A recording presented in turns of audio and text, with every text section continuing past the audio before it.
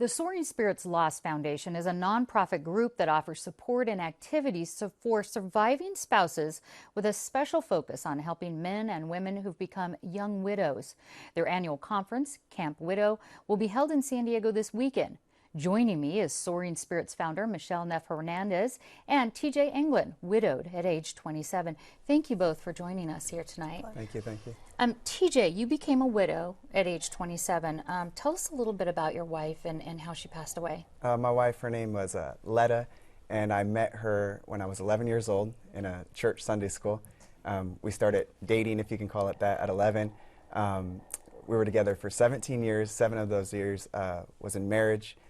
We have a son named Jordan, who's 6 years old, and then we went on to have our second son, and she passed away in childbirth, giving birth to our second son. And baby Grayson, right? Because yes. we're seeing a picture of him. So now you have two children, and you're still single. Yes. Still widowed. Okay. How did you wind up at Soaring Spirits? Well, one of the things I say is that loneliness is not necessarily the absence of a person, but it's the absence of understanding in the presence of many people.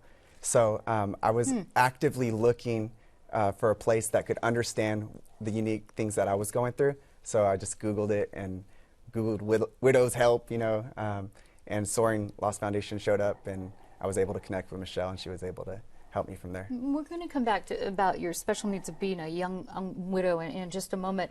But I want to ask you, Michele, now I understand you started Soaring Spirits after your husband was killed in 2005 in a bike accident. Why did you start it, and how did you go about getting this thing started? I started the foundation because I desperately wanted to find other 35-year-old people who were trying to understand how the word widow could apply to them. And what I first wanted was to answer the question, how long do you wear your wedding ring? Do widowed people wear black? Do you sleep on the same side of the bed you slept on? Do you sleep in the same bed? What do you do with all their things? And I couldn't find the answers to that, and I thought, well, the only people I could imagine that would know that is somebody who's actually had to do it. And so I set out about interviewing. I did 30 interviews of widowed around the country. Accidentally, I just told all my friends, I'm really looking for other widowed people if you know somebody. And every time they'd say, oh, I know somebody in Ohio, I would go to Ohio and meet with that person. What that brought to me was a community. Every time I walked into a room with another widowed person, we had this shared experience, and it was like we could finish each other's sentences.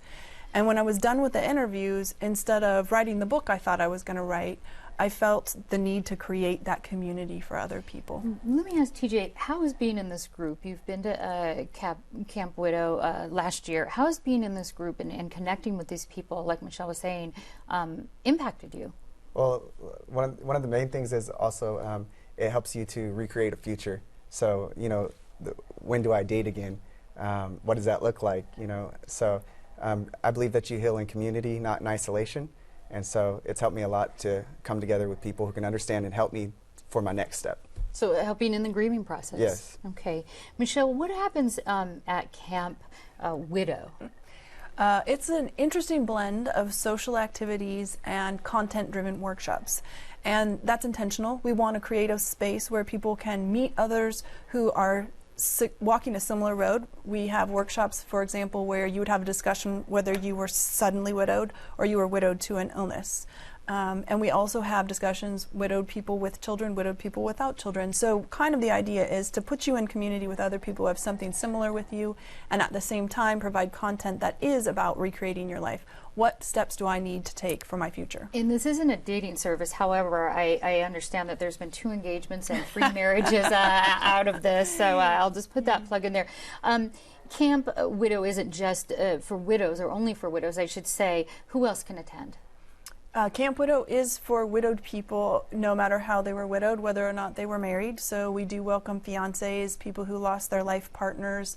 We use a very loose definition of the word widow. It is specifically for widowed people, but we don't say that you have to be married to be widowed. Okay. Excellent. Well, I want to let folks know basically what's going on this weekend and where they can find out more information. So, Michele and TJ, thank you so much for sharing your stories with us. Camp Widow San Diego, or Camp Widow West, as it's called, starts this Friday morning, June 28th, and runs through the weekend. There is a $375 registration fee, and for further details and for any opportunities to go to our website and follow the links on kpbs.org.